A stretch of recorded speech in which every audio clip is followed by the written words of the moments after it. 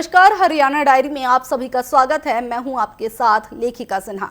हरियाणा के मुख्यमंत्री नायाब सिंह सैनी ने भारत और यूरोपीय संघ के बीच हुए मुक्त व्यापार समझौते को प्रदेश के लिए ऐतिहासिक अवसर बताया। उन्होंने कहा कि इस समझौते से हरियाणा के उद्योग, किसान और युवाओं के लिए नए बाजार और रोजगार के रास्ते खुलेंगे।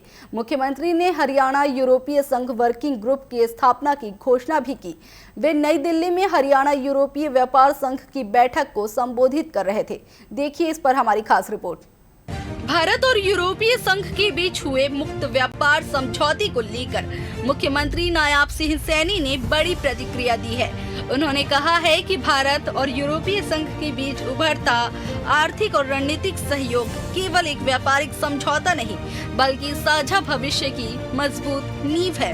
उन्होंने कहा कि 27 देशों का यूरोपीय संघ विश्व के सर्वोच्च गुणवत्ता मानकों और मजबूत क्रय शक्ति के लिए जाना जाता है।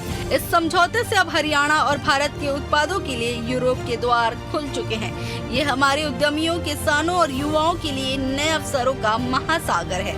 मुख्यमंत्री ने गुणवत्ता पर विशेष ध्यान देने की अपील की और कहा कि वैश्विक बाजार में विश्वास ही सबसे बड़ी पूंजी है। कि भारत और यूरोपियन यूनियन के बीच जो हमारा आदरणीय नरेंद्र मोदी जी के नेतृत्व में समझौता हुआ है,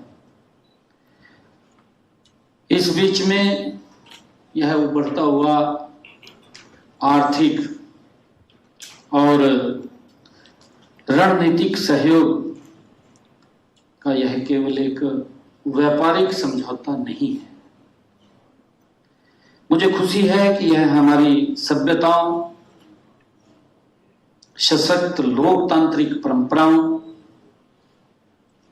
और दूरदर्शी विकास यात्राओं के बीच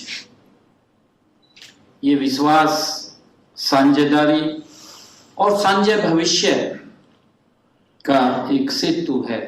मुख्यमंत्री ने कहा कि आईटी सेवाएं, डेटा विज्ञान और सप्लाई चेन मैनेजमेंट जैसे क्षेत्रों में हरियाणा के युवाओं की मांग यूरोप में बढ़ेगी, जिससे लाखों उच्च स्तरीय रोजगार के अवसर सृजित होंगे। उन्होंने कहा कि अब हरियाणा के फल, सब्जियां, प्रसंस्कृत खाद्य उत्पाद सीधे यूरोप के प्रमुख शहरों ब्रुसेल्स, बर्लिन और पेरिस के बाजारों तक पहुंच सकेंगे।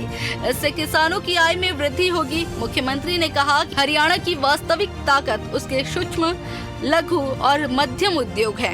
यूरोपीय तकनीक और हरियाणा के कुशल श्रम का संगम प्रदेश को वैश्विक उत्पादन केंद्र के रूप में स्थापित करेगा। अब हरियाणा के फल, सब्जियां और प्रसंस्कृत खाद्य उत्पाद सीधे यूरोप के प्रमुख बाजारों तक पहुंचेंगे।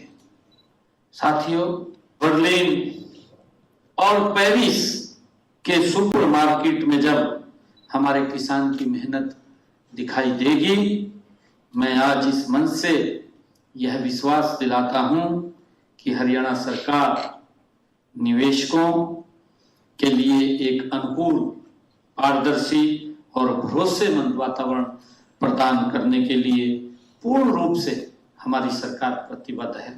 मुख्यमंत्री ने कहा कि हरियाणा में निवेशकों के लिए अनुकूल और पारदर्शी वातावरण तैयार किया गया है। सिंगल विंडो क्लियरेंस प्रणाली को सरल बनाया गया है। आधुनिक लॉजिस्टिक्स पार्क और एक्सप्रेसवे विकसित किए गए हैं तथा श्रम कानूनों में सुधार कर ईज ऑफ डूइंग बिजनेस को प्राथमिकता दी गई है। उन्होंने कहा कि प्रधानमंत्री नरेंद्र मोदी के नेतृत्व में भारत को विश्व की तीसरी सबसे बड़ी अर्थव्यवस्था बनाने की दिशा में तेजी से काम हो रहा है। साल 2047 तक हरियाणा की अर्थव्यवस्था को $1 ट्रिलियन तक पहुंचाने का लक्ष्य रखा गया है।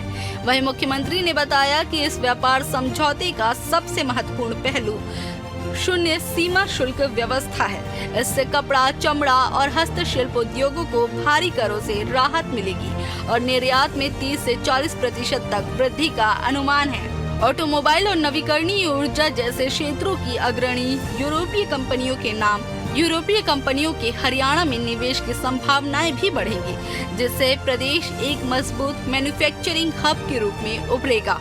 साथियों, हमने सिंगल विंडो क्लियरेंस को सरल बनाया है।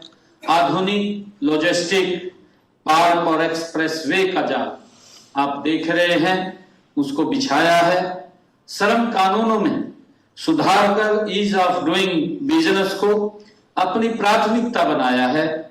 हमारा स्पष्ट संदेश है कि आप हमारे राज्य में आए, निवेश करें और हम आपकी सफलता के सहभागी हम बनेंगे। बहरहाल सीएम सैनी ने विश्वास जताया कि गुणवत्ता, पारदर्शिता और नवाचार के बल पर हरियाणा वैश्विक बाजार में अपनी मजबूत पहचान बनाएगा। TV 24 bureau report Haryana. और फिलहाल हरियाणा डायरी में बस इतना ही। बने रहिए टीवी 24 के साथ। नमस्कार।